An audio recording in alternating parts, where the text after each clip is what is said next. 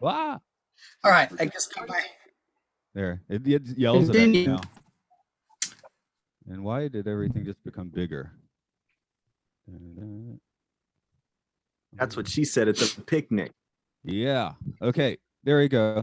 I guess we'll just roll into it then and see what happens. Okay. And especially, I guess we got a little later of a start, but we'll get rolling. Okay. Recording. Yes. Okay. Hello. Welcome to Aural Hygiene. It's a podcast where we look at educational films, experimental cult films, and interesting documentaries. This is Matt. Today is our first menage a trois. Who's here for that? We've got our regular Andrew. Hello, Andrew. Hi. Okay, I was like working out if that was like a technical glitch or if you were just saying hi a lot. Yeah, I was saying hi a lot. Okay, that's cool. And then coming back is Chris Jones. Hello, Chris. From the band. Hey, everybody. From the band y'all Wolf again. Jett, from the long ago band the Fetal Pigs. In fact, this is our Fetal Pig reunion. So. Oh God. Yeah, it's just like when we were kids and we were playing Anthrax and Public Enemy in Andrew's room back in Georgia. Right. Oh God, Chris, I don't think I've seen you then since '92. Yeah, I don't think so. Yeah, that's how we rocked this the first time with the Rainbow Bridge a few months ago, just out of the blue. Yeah, I hadn't seen Matthew either, so it's nice to be back with the crew. Yeah. God. So well, we were ahead of our time, and now we're at our time. Yeah, we're in the middle of time. Right. And now our time is soon over on this mortal coil. So I've had people say like they skip some of the more gearhead or music oriented episodes in this podcast. Folks, be warned, this is one of them. Today, yeah. Some people love them, by the way, too. I'm just like, I have a few people. Yeah, you tend to skip it when it's a music one. We're looking at the pedal movie, bunch of guitar pedals out the wazoo in this one. So I don't know. I guess you could rock, scissors, paper. Tell us what happens in this one. I'll give to Andrew because he does this all the time. I haven't seen this movie in months since I first told you about it. So yeah, it's definitely on Chris to do this one. Oh, it's on Chris. Yeah, I mean, I actually build guitar pedals, have been for about a decade. I'm an extreme gear nerd, so I try not to go too far deep into the depths. But what this is it starts off as a synopsis of the history of guitar pedals and how they were created, complete with electronic description of all the different components. And then it goes into the different people who developed the guitar pedals. And then it shows how the guitar pedal evolved through the digital era. And then it went back to analog era. And now there's actually a new era of pedal makers that are using digital again because digital quality has finally caught up to sound analog. So they're using digital to emulate analog. And the movie is sprawling. It tries to attack, gender and race issues in this film and attacks the guitar industry and shows how the pedal industry is at odds with the guitar industry and also in harmony with it. So it's a very ambitious movie for something that sounds totally ridiculous and boring on the surface. I take it that you liked it. I found it interesting because it speaks to, I know all the characters in the movie. I know all the pedal builders. I built a lot of their pedals. And yeah, I mean, I don't know how deep you want to go into this movie. I'll try to keep it in the shallows, but this is my world. We'll the host make that decision, but I'm here for it, whatever it is. All right. I don't make plans. So the chief question I have, I do like the movie a lot, but I've pretty much been a plug straight into the amp guy for the most part. So am I an unartistic heathen for having gotten into using the iPad pedals in the past year? Yeah. No, it's that's the far end of it. That you're on the dark edges of pedals right there. That's you're pretty deep in there. Because I got some here, but yeah, like I said my muff is collecting dust. Yeah. Hey, that's a I classic, undusted. man. No, it's Yeah. fantastic. It's just to do this, I gotta get the amp going. Well, actually, I guess I don't have to, but I feel like it has to be all analog if I'm going to use it. Yeah. I think that no other pedal has quite the same leverage of just knowledge of outsiders and different genres of music as the Big Muff. So they did focus a lot on that in the film. And I built Big Muffs, and honestly, like it's totally overrated. I mean, I think they kind of went into that aspect of pedals. It's like at the end of the day, none of these pedals are gonna make you sound like Jimi Hendrix. Like it's just not gonna happen, dude. Sorry. You know, no matter how much Big Muffs you buy and stack them in a row and get the big giant high watt amps, you're not going to sound like Billy Corgan. Even Billy Corgan doesn't sound like Billy Corgan because he's insane and he does too many stacked guitars, and even they explained a lot of that. I thought they did a really good job of showing how ridiculous pedals are in general. Yeah, when he was like, Yeah. I stacked 6 rhythm tracks. I'm like, dude, why? Yeah. Yeah, the dude from Phil Collin from Def Leppard said he used to do 100 guitar tracks stacked on every song during the Hysteria recordings, which is just ridiculous to me. I think You know, my I big would have breakthrough. never tried to play guitar if that was what I listened to as someone who wanted to learn guitar. I would have just went, I'll never sound like that, and that's because he doesn't sound like that. Like it's 100 him. And how disappointing when you see them in concert, you realize like that doesn't sound anything like the recording, But whatever, it was the 80s. So Yeah, I said I had my big mental breakthrough a few years back when I realized that Kevin Shields from My Bloody Valentine actually doesn't really record more than 2 tracks. He just spends decades mixing his albums for some reason. yeah. I guess that's its own crazy. But hey, he's doing it right. He's just putting on 2 real loud, jazz master tracks. So Yeah, I think that the whole mystique of pedals and gear in general for musicians is such a dark space of like you can put whatever you want in it, and ultimately there's like somebody with a product behind it that's trying to sell you something. And I always like tell young guitar players like learn how to play without any pedals. That's what I did. I didn't have very many pedals until I got started gigging regularly. And I will say this, pedals, there's 2 types of pedals. There's ones that make noise and they do crazy shit, and then there's ones that actually solve problems and actually have a purpose, and they actually do great things, but you wouldn't even know that they're doing the thing. Like a tuner, for instance. I've had my tuner for many, many years. That's the best pedal I own, I tell people. It doesn't do anything to the sound.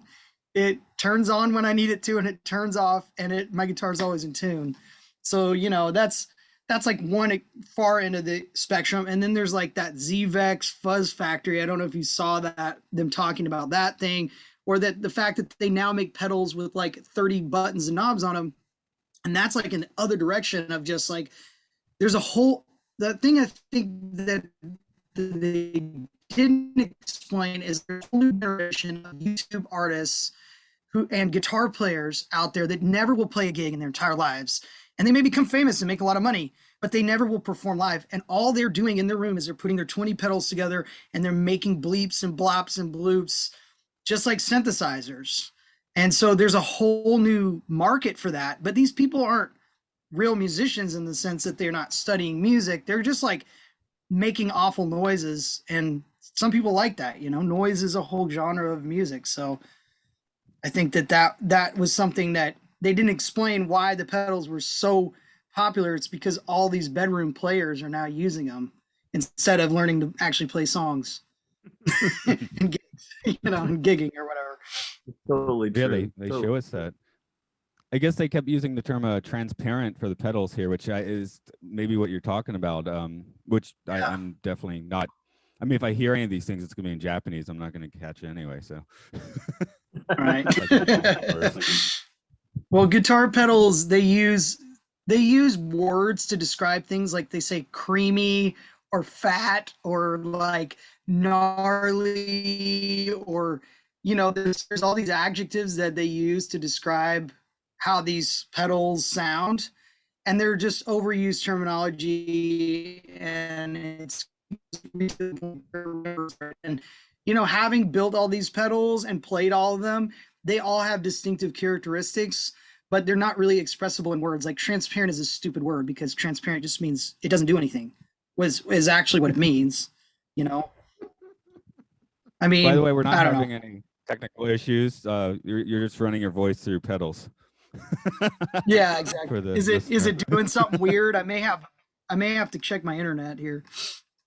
We've had a few, but yeah, I'm just sitting here. Sounds like what a pedal does to a voice or something. So I guess it's probably okay. Yeah. While I'm grabbing pedals from under here. I got this one, for example. I've never once used this on a guitar. Only vocals and percussion. It's a reverb pedal. I just got into I want it for vocals and percussion, but I don't like it on a guitar. Yeah. Yeah, I mean, I have hundreds of pedals, and I only use about 5 of them for my gigs. And it's a Phase 90 analog delay. I use an overdrive only because I can't drive a vintage amp to the volume that needs to get to sound great. And all the time, sound guys ask you to turn it down. So I always have like an OCD, it's called. Like they talk about it in the film and stuff. And it's just like having these 5 pedals is really all I use. And the others are just for fun, to make noise and play in my house and stuff, drive my neighbors crazy. What were our first pedals? We might have shared our first pedals. I remember it was Ibanez one. We had the Ibanez ones running around in. Yeah, actually, I never got the same distortion tone from anything as I did from that Ibanez. The little pink one, I don't even remember what it was called, but it was supposed to make it sound metal, I think, but it just really it kind of like how I use the overdrive. It made it really loud. That was wonderful. Right. And I think I stole my pedals from my dad. Yeah. Oh yeah, that's a fortunate kick there. Yeah, since he had the pink Ibanez, I was like, oh, I'll get one for a bass. I know the bass chorus, which and eventually that was my only. That? You used it on that a record or something, didn't you? Yeah, I used it live. Oh, on the Evergreen one, I used it on that, but I used it live with guitar later on. It was the only actual pedal I actually had hooked up to the rig, because the other one was just the amp click box for the spring reverb and the overdrive on that amp. I just checked my pedal board, and I also use 5. It's a magic number, right? 1, 2, 3, 4. Does a preamp count as a pedal? No. No, I got 4. Okay. That's also debatable, because there's a whole thing where they, it's like now I've actually shifted back to super old vintage amplifiers. I collected and have been working with this guy who works for Jackson Brown, and he builds out these and fixes all these old vintage 40s 2 PAs. And so I've actually gone back to just fully analog tube, great stuff. And I've never been happier. I mean, I think the pedals have a definite limitation, and that's, I think, something that they act like at the end of the movie, like this is going to continue forever. Will it? And the answer is, I think definitely not. I think we're in some phase right now where it's one thing with pedals and they're hot, and then they are eventually going to devolve, and there's going to be too many of them, and people are going to be like, what is all this crap? And somebody will separate the wheat from the chaff 20 years from now and figure out what was good. But most of them are not that great, or they're weird and they just make weird noises. They're not useful. Yeah, that about 15 years ago, the bass player in my band at that time, he was like, hey, I got here. I think he gave it to me. And I was like, this has no use. Yeah, exactly. It looks cool. But was it a DOD pedal? Do you remember the DOD pedals? They kind of touched on those. Oh, I always avoided those. I remember consciously avoiding those. they have a renaissance. Ones. People love them now. They're popular again. Okay. I know. I shredded through those things, and I hated them. But yeah, they were just cheaply built compared to the the Boss ones that I would use. Yeah. Yeah, I still have 2 Boss ones in my. Yeah, I still have 2 Boss. Yeah, the Japanese really did Nah, it right. don't I think mean, I'm- they actually made awesome stuff. But I think backing up, one thing I wanted to talk about that I really liked was the beginning of the movie. They talk about the germanium transistor. Did y'all pick up on that at was all? fascinating. I had no idea about that stuff. Yeah, so I really got into fuzzes and rebuilding all the original ones like the Maestro and the Tone Bender, and I built many of those. And I was actually importing um, transistors from Bulgaria and from the edge of Eastern Europe and Russia. There's you can still find them online. So I was buying all these like Russian parts from the 70s and 80s, and they're incredible. They actually are amazing, you know, in the fact that they do crazy shit, and they are like really kind of the most interesting. Like if you like 60s fuzz, which I love that sound, you know, you get Sid Barrett in one pedal, and then the next pedal is David Gilmour, and then the next pedal you get kind of more Jeff Beck kind of thing. So I went down that rabbit hole for a long time. But that was really interesting to me. Yeah, I guess my version of that What's rabbit that? hole, I guess, was getting to my version of that rabbit hole, I guess, was more synthland.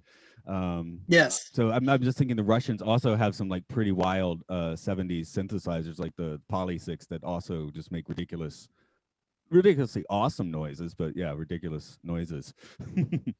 Right. And I But, mean, essentially, a lot of pedals are just using synthesizer technology. Like the phase and the flange and all that stuff they're all oscillators, low frequency oscillators, and voltage controlled oscillators. And they use the technology developed by synthesizer people mostly and adapted for guitars. yeah, exactly. Whoops. Sorry, I fuzzed out. I can just rock this mic enough and get a nice effect. Or I could buy any mic. It won't sound the same, Like- man. It kind of won't. I don't know. Actually, I'm talking about that preamp. I just the newer one is collecting dust because the newer one just never sounded as good, and I finally found a fix for the old one. So it's back to the old one because it has the right kind of room in the sound, I guess. Yeah, I was Yeah. at Sharks and Minnows rehearsal. I guess they were recording actually. They were all in the same room a couple of weeks ago. And Chris Simony was like all like, what gear did you use when you were in Thumper and all this stuff? He apparently was a fan of my effects and all that crap. And I had to tell him it was an amp I had since I was 9 that I dropped down the stairs. And I ran it through like a 4x4 or whatever. And I never got better sound. It went right into it, never got better sound. It was great. It was like It was what a they're secret. talking about Broken Link stuff Ray always and, sounds the best. Right? Oh Hicks. god, story of Yeah. my life, man. I went through that with a walk pedal too. Just there's something about it. I don't know. It's like everything that I get, I drop down the stairs just as for good measure. Yeah. Now I'll put out the disclaimer. I know Henry Kaiser's a very good guitarist, but you guys have seen that clip of the instructional video on YouTube with Mhm. Henry Kaiser, have you, by chance? No, I've never seen it, but I'm a fan of Henry Kaiser. Right, but it's this instructional video where he's just using some insane effect. He's like, okay, give me a nice blues riff, and the drummer's like, dun, dun, dun. And then he starts playing, it's like, blah, blah, blah, blah, blah, blah. It's like the worst sounding ever. He's from the Zappa school of just like trying to do the wackiest thing to throw you off your game.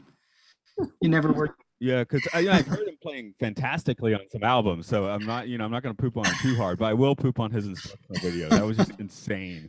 Like, this isn't going to teach anybody anything. No. Steve Albini has a couple where he does some. This kind of segues into another thing I wanted to discuss. Any of you guys, are you into guitar pedal demo videos? Did you ever experience any of those prior to watching that movie? Yeah, I'd seen I some. play a lot of like guitar demos, but not so much the effects. Andrew, it sounds like you're more affirmative answer. I would be interested in getting one. I would always go like, I need this specific thing. It's always like they have to, like Chris, like you said earlier, they had a specific function I was looking for. And so, yeah, I would see one in the store or online, and I'd be like, well, obviously I need to hear how this sounds. So then I would go down the whole of watching the videos, you know? Yeah. Well, I got into just the addiction of watching them just because they're fascinating from a guitar player's perspective. There's one guy, it's just his boot, and he's got a leather or like a snakeskin boot and, you know, like bell bottom jeans, and he's like some Southern guy, and he's like, you know, like Tone Bender Mark 2.5, step on it. And then he steps on it and he just rips some Skinnerd. And it's amazing. That guy, I think his name is like Gear Man Dude or something on YouTube. And then Andy Martin, they have him in the movie. And Andy Martin is the pedal guru. Like, he has fans of people that, like, he has more fans than my band will ever have. He has millions of followers, and his videos get thousands of views within the first day they come out. And it's because he's such a great guitar player, but this guy probably never plays a gig. He probably lives, you know, with his mom. Maybe that's okay. You know, I'm just saying he's like one of those kind of guys, but he's so good at pedal demos that he's become this like god to these kids who basically play in their bedrooms too. And it's like more popular than actual music, which is just ironically hilarious. And so I watch all these videos. There's a guy who has like low self-esteem. He's like Just Nick is his name, and he literally like is the saddest guy you've ever seen. He's just like, I've been depressed in my house for weeks, and this pedal is helping me with my depression. He just like plays sad music for 10 minutes. And I don't know if you've gone down the YouTube rabbit hole in your life, you know what I'm talking about. It's just, it's not good. I gotta watch the guy who goes, let's step on it. Yeah. Gear Man Dude, he's amazing, you know.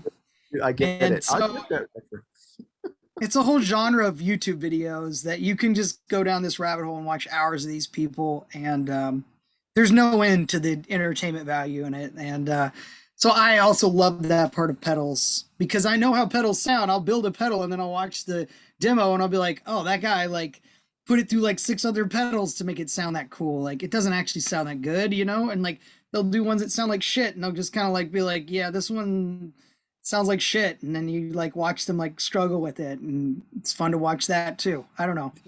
It's interesting. And that's the thing with the guitar demos, right? Yeah. Again, I watch more of those. It's like, okay, I'm not really hearing this guitar, am I? You're modulating it so much. No, yeah, exactly. It's kind of like how people watch other people play video games. It's kind of like that, you know, same kind of feeling, you know. Why would you watch someone else play a video game? I never understood that, but why am I watching somebody else play guitar? I can play guitar too, you know. So, yeah. Well, I can tell you. I mean, it's with the pedals. It's like I'm like, I think it works like this, but I need to see it work like that, and then I just look for a video that has someone semi-competent that's using it the way I need it to use it. And that's pretty much the way it goes. And they got really good at doing that, and kind of like that's where Andrew Martin, the guy who's the main guy in the movie, that's where he's the master because he actually does competent pedal demos, and there's an art form to it. I realized. Because I'm the same as you. If I'm gonna spend $200 on a pedal, I better know like what it really sounds like and what it really does, and it takes a competent person to like do that. So, you know, they're really popular for that reason. I needed that before YouTube because I stopped playing. I like my last band broke up in 2003 because I quit, but I still did like you know, sit-in stuff or like gigs for charity where I'd put together a band, and there were sometimes when it was a 3-piece and it was just drummer, vocals, and then me. So I had to have like splitters to do stereo. I had to have like loop pedals and things like that.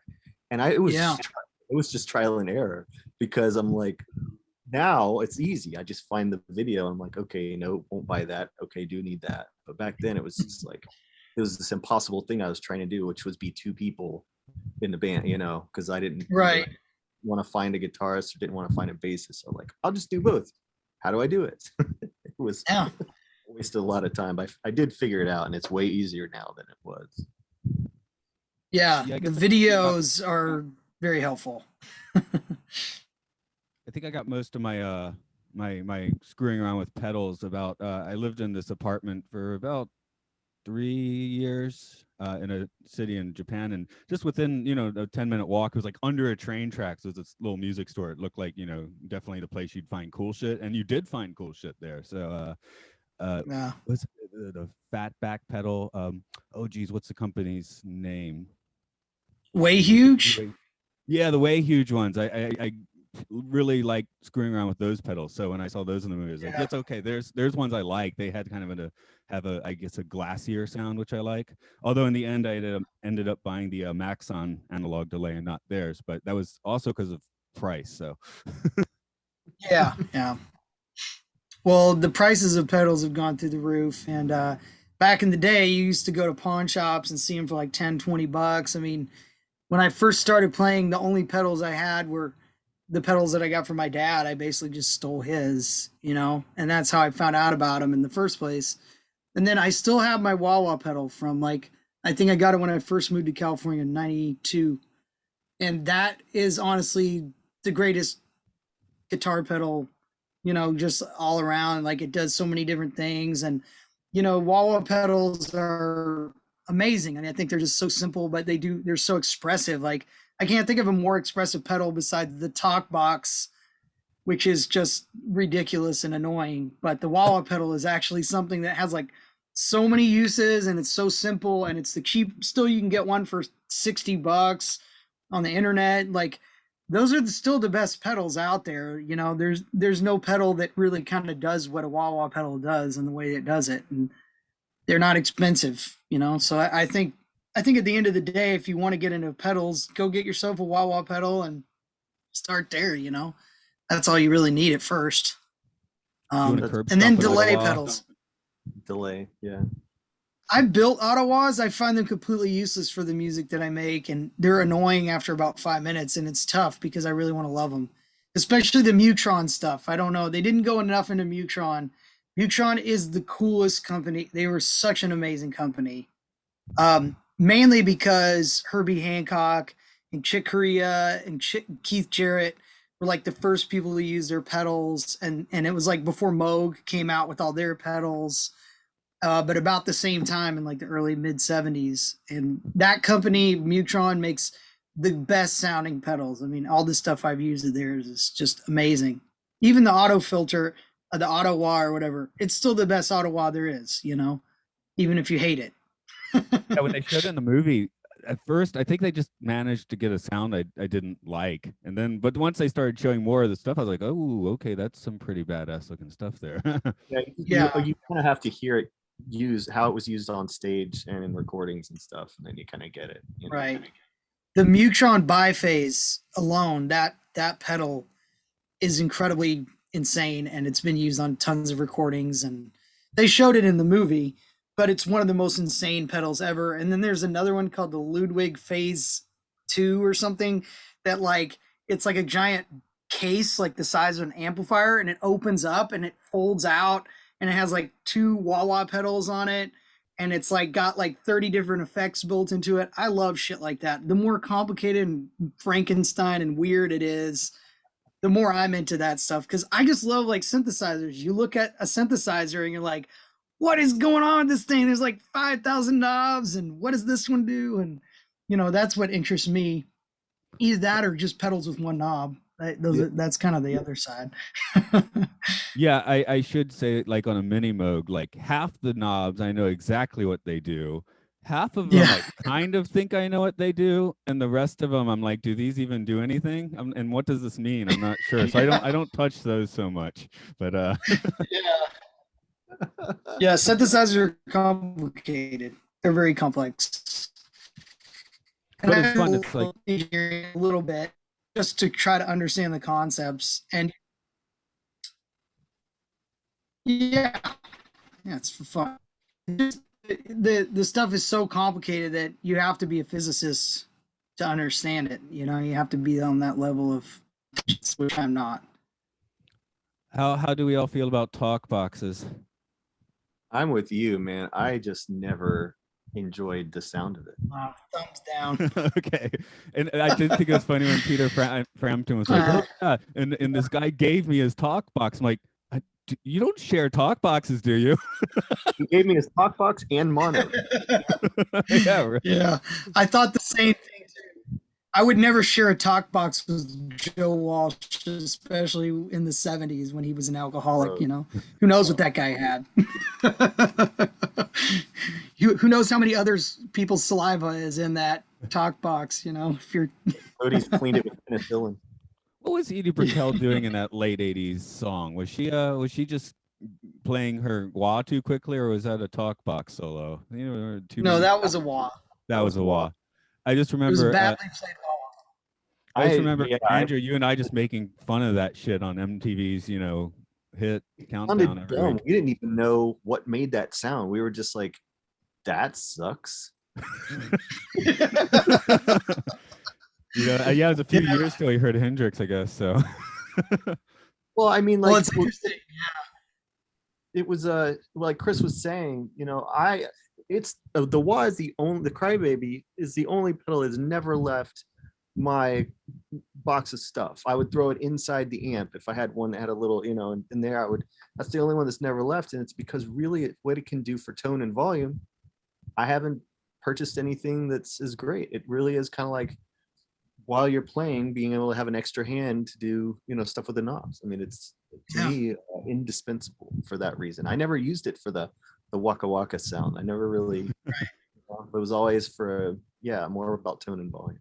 You hid the wah pedal sometimes. I hid it from the guitar player because the way he was using it was a little like Edie Brickell. I remember seeing an article about Kirk Hammett getting called out for using wah wah pedal on every single solo, and they're like, Kirk Hammett's not a great guitar player.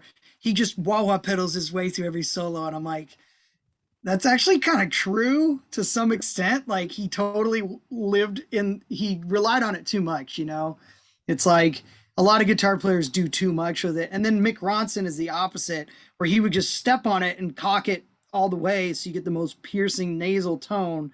And Brian May did the same thing. And they would just stick it in a certain spot. And what it does is it just starts overdriving the amp, especially tube amps.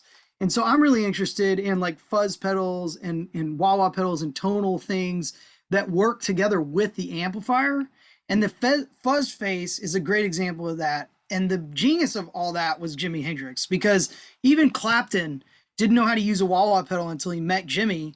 And Jimi like literally showed him how to use this instrument, because it's an instrument.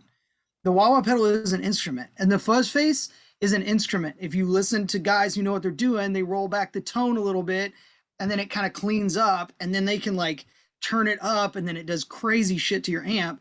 But your amp already has to sound great to begin with. You can't put a fuzz face into a solid state amp and expect it to sound like God. It's just not going to. You have to work together with these things, and they're integrated. And I really like pedals that integrate with an amplifier that's already amazing, and tube amps they're incredible. I mean, the ones built in the 50s and 60s were perfect, and they never made them any better. Like Mesa Boogie did not make the guitar amplifiers sound better to me. It's like Tweed era and Blackface era Fenders are the best sounding guitar amps on the earth. And I talk to people who work in amp repair, and they're like, yes, they're the best built, best sounding, best made, and they're all still running. So, and I kind of feel the same way about pedals to a certain extent, but yeah, I haven't had my classic with 50 for 15 years, but I was assured that it's still properly functioning, so that's nice. I did get he bought it off me in the end. I got a Mind Machine out of the deal. What's a Mind Machine?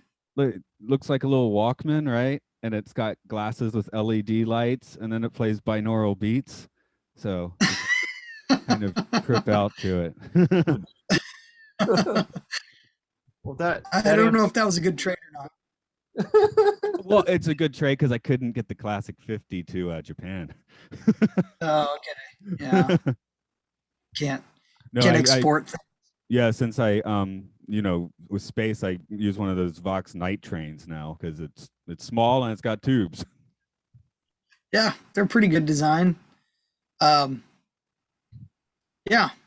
So all this gear stuff is, must be annoying for people who don't love gear, but if you love gear and you can talk about it for hours, that movie I thought nailed it. And I thought they really addressed later in the film a lot of really important things, like the fact that it was all white guys who invented all this stuff initially, and it was all dudes playing guitar when we were kids. And it is really awesome to see people like, Saint Vincent, and there's a lot of really great female and other races of people playing music. And I really think that that's the good thing to come out of all this. It's like becomes super accessible for everybody now, and it kind of leveled the playing field. And the pedal world was so accepting, and only in the pedal world do you have guys like Craig Anderton, who is in that movie, who is a genius. Like, that guy is the pedal guru. Mark Hammer, RG Keen, these people just gave information away for free. And all the pedal makers like Keeley, and well, I don't want to say Mike Fuller because he's like totally hated. There's a whole thing about Mike Fuller where he didn't even show up in the movie because he's been so ragged on by other pedal makers. He has like no credit anymore. But there's all these pedal makers that come onto these things like Earthquaker Devices, where you just see them in a forum, like show up and they'll tell you something about their pedal, about how they built it. And then they'll even give away like the schematic and let other people build their pedals for free. And it's crazy. When I started doing this 10 years ago, all the little pots and resistors and capacitors, you can make a big muff for about 35 cents. Like, there's nothing really that expensive to make about it. It's just 3 pots, a foot switch, an LED light, a couple jacks, and then a board where you can just solder in all these like 1 cent pieces into. So that part is really interesting. And I really encourage people, to get those like DIY kits and start building pedals to understand what's behind them. And then you can realize like how much of it's bullshit and how much of it's like really something magical, because there's not really much to them. They're very simple. I wanted to cycle back just a touch. You were talking about all the female pedal makers in Japan, especially in the past 10 years. Finding a high school boy who plays guitar is like really rare now. In Japan, it's like it's like a teenage girl thing to play guitar now. Yeah. That's awesome. Yeah. Do you think it's because of all the female Japanese pop bands that came out like through the Quentin Tarantino movies and stuff, and that kind of thing caught on, or why do you think it is? More like the actual Japanese groups, but even more than that, there were simply a few mangas and a few animes about like girl groups, and they were popular. Oh, so cool. now the girls want to play guitar. Yeah. Oh, man. So I've seen one of those, Lou Over the Wall. That's a great movie, and I didn't even think about that. yeah. The mermaid that starts the band. Oh God, yeah. Oh God, that's a great movie. Yeah, so like it's the girls who will be like, oh shit, that's a Gibson, like the guys are like, huh, is that a guitar? What do the guys do then? Video games. Yeah. Well, Train that's otakus. cool. Yeah. It's leveling the playing field for women to get involved in music. No, as of 2021, I guess I could say that. Yeah, being a Japanese girl is much cooler than being a Japanese dude if you're a teenager or whatever. So You can always just get your whole body waxed and become a pop singer. there we go. Yeah. but That's yeah, in Korea. it's nice. Yeah, that's true. They like K-pop in Japan. But yeah, the train station, you'll usually see a few people slinging a gig bag. For some reason, I don't really like hard cases in Japan. Maybe because we have to get on and off a train so much. But yeah, there's always Either a gonna few hit people you going or around. someone else in the guts with a hard case. Yeah. Yeah. They knock into your knee and always give me bruises when I carry them around. Yeah. Sometimes way more than the guitar. Yeah. Yeah. But I definitely would not put a Les Paul in a soft case if I can help it, because those necks will break. Yeah, no, I know. Yeah. Whereas like, I did, and I broke the G tuner on my SG when I was a kid. I went to a camp and I dropped the guitar on the first day, and I opened it up, and the tuner was like badly bent, and I had to buy all new tuners for it. And luckily, I didn't break the neck on it. But yeah, no soft cases for Gibsons. no, You have to have hard cases. you can throw your fenders down a flight of stairs and it'll probably still be okay. That's what I love that. Yeah, I'm actually reading a book right now called The Birth of Loud, and it's about the creation of the electric guitar and how Fender and Les Paul and Paul Bigsby were actually friends in California right before the first electric guitar, solid body electric guitars were built, and how they separated over time. But just that whole thing. And I'm also, it's further reading for people if you like the Pedal movie, the Birth of Loud. It's just it's a good history into how the modern electrical guitar became such a phenomenon. Yeah, I think I mentioned in my notes. It was just this weekend where I actually played my acoustic again for the first time in quite a while, like seriously. Like I guess I did it to myself by calling my most recent musical project Electric Sages. So anytime I'm making a track, it's like, am I going to put the acoustic here or is it the casino? It's the casino, of course, that's electric. Yeah. So when I want an acoustic guitar, I just dial back the casino and use that. It's totally cyclical though, right? I mean, we had the 80s and then the rejection of the 80s, and then the 90s became way more organic. And then even in the 2000s, you see a lot more like folk music coming back, and folk music was huge. Americana and folk music in the mid 2000s to late 2010s even have just been kind of the order of the day. You have like all these like Head and Heart, Pedal effects, Mumford, and then now with pop music, it's interesting because they're stripping everything away, like Billie Eilish and Frank Ocean. It's like bedroom music, like they're just playing really quietly in their bedroom, and even like the whole Mazzy Star like thing has kind of come back full circle, and the Lush and all that like shoegaze music has really come full circle. So it's like people go like hard in one direction for like 10 years, and then they say I want the exact opposite of that now. And so it's cool. I like the way music changes and the way you have to kind of ride it. Yeah, because I read about it, I guess I've become conscious about it. Talking about more recent music across all genres, by the way, not just pop, but sort of the octave range, like squeezing. So like a lot of songs, that's like the melody right now. It's like three notes like they're all right next to each other. And mumbling is really big in hip hop and a lot of pop music. But it's like less articulation. Yeah, because in hip hop, a lot of times it used to be about the struggle of finding the rhyme, but now people I know are like, you know what? It doesn't need to rhyme, and it doesn't even need to be a word. No. How free like Andre 3000 did all that stuff for nothing. It almost feels like, Andre 3000 like pushed it way beyond and made hip hop one thing, and it's like he can't even make a record anymore, he said, because it's just like, what am I gonna do? Like, as soon as I start doing something technical or wild, they're just gonna be like, I don't want to hear that. I want to hear some dude just chanting the same old thing, like I got my Uzi and whatever, like 10 more. I mean, there's categories have kind of expanded. There's more different types, but as far as for sure. As far as what people want to hear on the radio, it's more about how hooky and dancey it can possibly be. Right. Words written by 15 people. I know. Something I found is oscillating between claustrophobic sounds and open sounds. So, the past several years I've been doing all electronic drums because I don't have access to actual drums, and I just keep making them like more claustrophobic and, punchy and claustrophobic. And recently it's like, oh, maybe we should put some more air in it. But that's cyclical. Both sound cool in certain situations. The loop pedal has me, man. I can get the loops going, and then I get on the drum kit, and then my kid will get on the mic, and next thing you know, we've just made some weird crap. It's wonderful.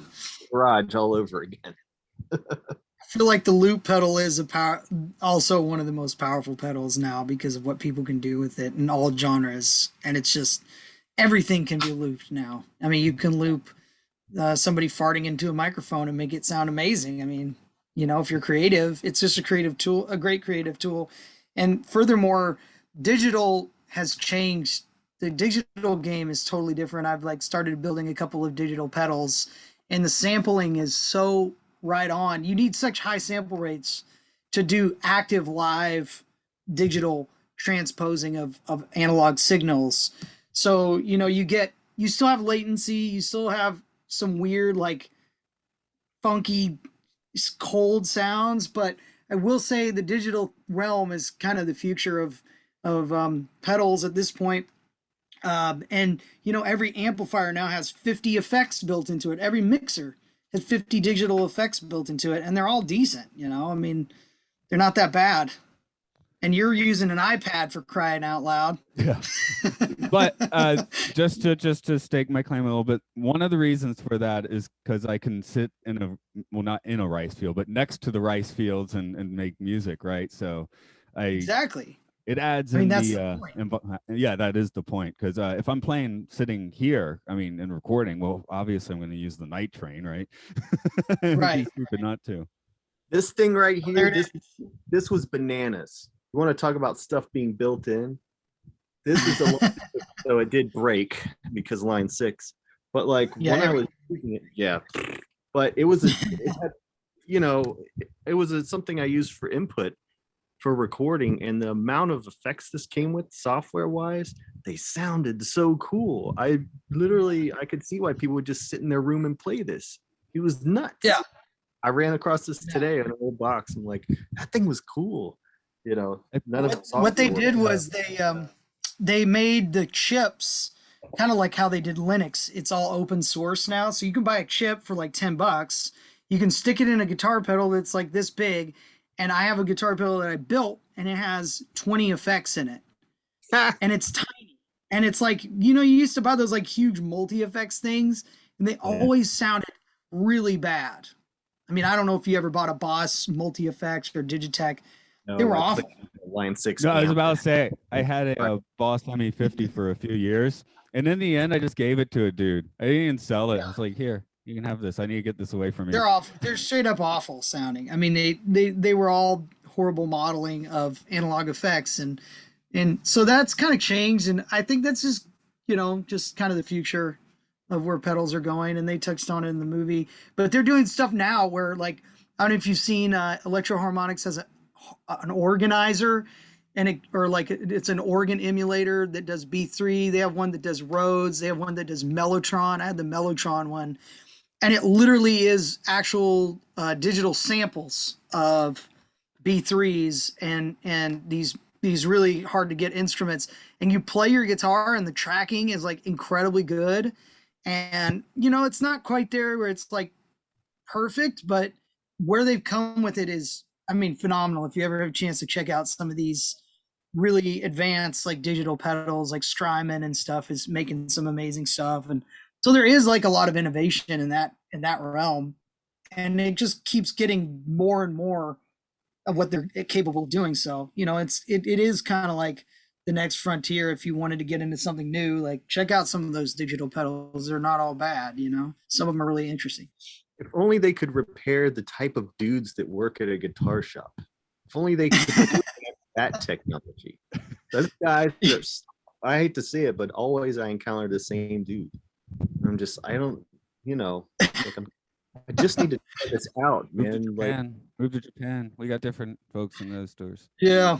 You're going to the Guitar Center or something, right? Let's never go to Guitar Center. Oh, no, God. No, I literally, that's just to like see something that I want to buy online and then leave. No, it's just the shops that have been around forever.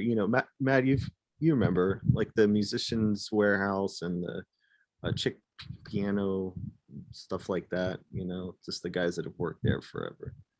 Just like, oh no, I know who you're talking about. Silently judging everything you touch.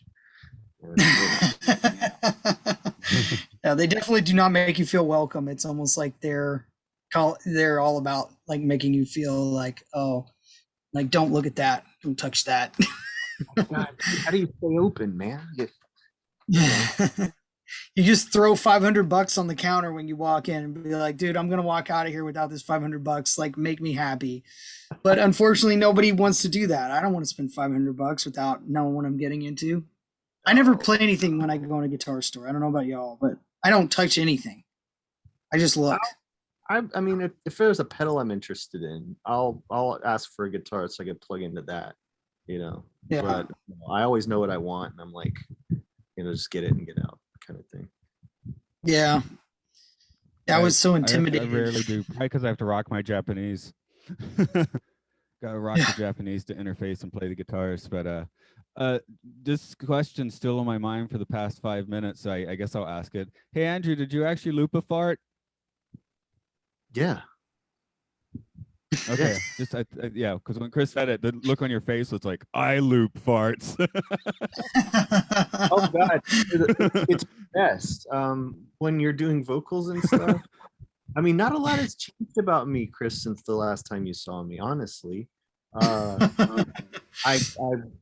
reached a point as a guitar player, which I was functional, knew about 7 chords, and then that was it. I became functional on other instruments, but I am by no means any better of a player or more mature person. I just But you were fearless and you had good taste. So thanks, man. those 2 things. I mean, you were our lead singer at first before you even played anything. I think you were just singing.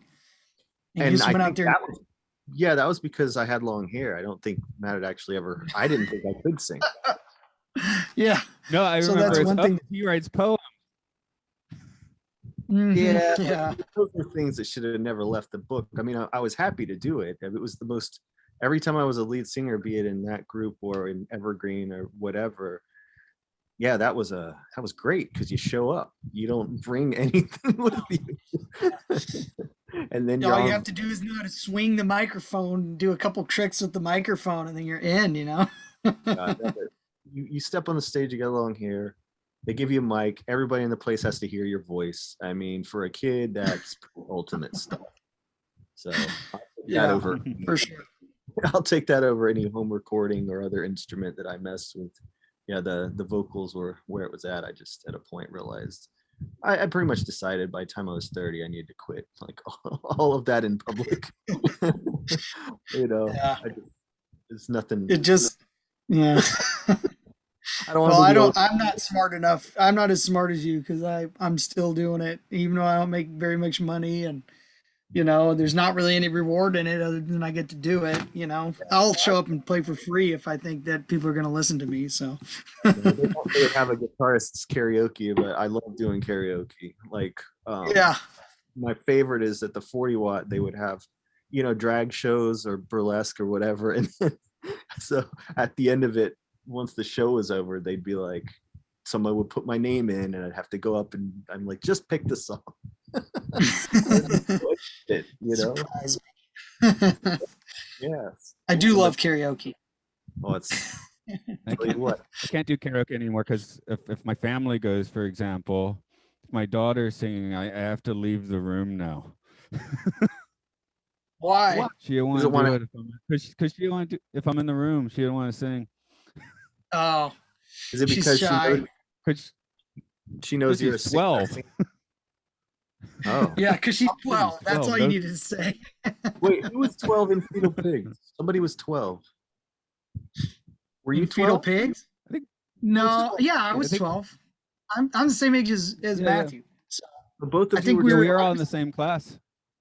Yeah, you were a year older. You were the only one in our class. Wasn't Joss younger than the both of you though? No, he's same age as us. School year though. Okay. Same school year, yeah. His birthday was probably late in the year. His birthday is probably late in the year, so that made him a little younger. I was same 14. school year. I was the bad old kid. The bad influence. No, I still have a tape you gave me of like gangster rap, and it has like Black Sheep and DJ Quick. Oh no! Did I really make you a mixtape? And side, and then the other side I think has James Triple X. on it. Oh God. I still have Hey, that tape. Not bad if you still have the tape. I mean, you know, that's a very, very small bit of music from my youth, and those still get some play. Have to say, yeah. DJ Quack, Yeah, for sure. that record gains it. Yeah. Okay. Oh, Chris, I'm flattered, man. I'm DJ flattered. Quick, Yeah. suck my dick. That's Is Tim that Dog, right? right? Don't let it. I think Tim Dog it's was Tim the Dog, worst. the shitty rapper that disses Yeah. everyone else. That was the whole. He's like he basically like predicted Twitter. DJ Quick did? Yeah. Or Tupac? Oh, Oh, Tim okay. Dog. Tim Dog. Oh, Tim Dog. Okay. Don't listen to Paying Tim Dog. It's attention by terrible being music. an asshole. As it, Well, If I just make fun of everybody and talk shit, it'll go all he viral. did. I think Tim Dog is dead, actually. I think Tim Dog is dead. Okay. that took the air out of the room, man. Yeah. What? He talked shit about us when we died. He just died first. Yeah. No, that's sometimes I kept thinking about this a few years ago. I of course I never did this, but kids in the lobby, they have like a stuffed animal, and I think of going in there, oh, be quiet, the bunny's not sleeping, the bunny's dead. Oh man. Dude, that's a good way to mental, just scar your child. just my mental. You know, that's the thing about no, scarring children. someone else's child. they're so vulnerable. You can see their minds exploding when you tell them things like that, Yeah. you know. Just see the thing in their head going, whoa. Not cool at all. I try not to traumatize students too much. Yeah. Speaking of which, I guess I need to go traumatize some students soon. So right. let's pull this one to shop. And Chris, tell them about your album or what else is going on, because Yeah. I'm still listening to your album. Well, That's Wolf Jett, probably why yeah, it's hard. we just sold the album. I got a publishing deal with Warner. Warner Chappell bought the album to put in film and television, so that was good. That was like a super awesome thing. I got some money coming for that, and yeah, Wolf Jett. We're playing all over California, festivals, tons of shows in the Bay Area and around that. And we're actually signed up for the Albino Skunk Festival next March in Greer, South Carolina. So I'll be coming back out down south. Maybe I'll make it down to Athens or Atlanta. Maybe I could see you again, Andrew. It'd be great to catch up. Yeah, let's do it, man. I'll show you what I built. This is something that I made. It's my pedal for my band that I use. I built it. This is the tuner, and I cut out a hole. And I know your viewers can't see it, but it's just a bunch of pedals in one. They just make a box. You can buy a metal box, and so I just use this at all my shows, and people are like, "What is that?" And I'll be like, "It's secret. It's top secret. You can't know." So The special sauce, yeah. yeah. But thanks for letting me share. Meanwhile, Angie, you stopped publicly doing stupid shit since you were 30 years old. Not in that form. I mean, in band form, yes, but in all other ways, no. Well, I watched your movie. I think that was made after you were 30. The one where Matthew's the lead character in it. The Satanic Girls movie. What was it called? Psycho Vixen. Psycho Vixens. Actually, no, that was mid-20s. We were in our mid-20s when I made that one. Did you ever get a count on how many Hell Satans are in that movie? Oh, never enough. Never enough. That was my public debut, actually. That went on at midnight at the 40 Watt in Athens, and I've done lots of wild stuff on the stage there, but I was never in any band that played there. So my movies have played there, and yeah, I played Rod Serling in a show there, and I was just never actually done. I was Rod Serling's ghost, excuse me. Okay. So what are we up to now? Gonzoriffic is gonna be at the Punk Rock Flea Market at the Classic Center on July 31st and August 1st, and then our show at Athens Cine will be on November 12th and 13th. Those will be the midnight movie shows, and it's going to be all new stuff, including haunted hotcakes and whatever else we come up with between now and November. Already, I guess I'll leave it out with this is Aural Hygiene Pod at Twitter, Facebook, all that sort of stuff. That's fine for a day. Yeah. I don't like plugging. I don't know what to say when it's time to plug. So I love the you're show. listening to it all. I've been listening. You're already here. Okay, groovy.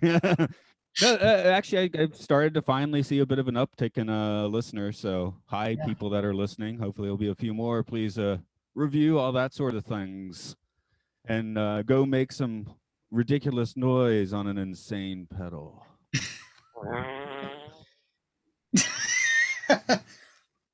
I wish you looped it. Yeah, I was gonna try to be the loop of that. Maybe we could make our own virtual loop. That's the future of pedals.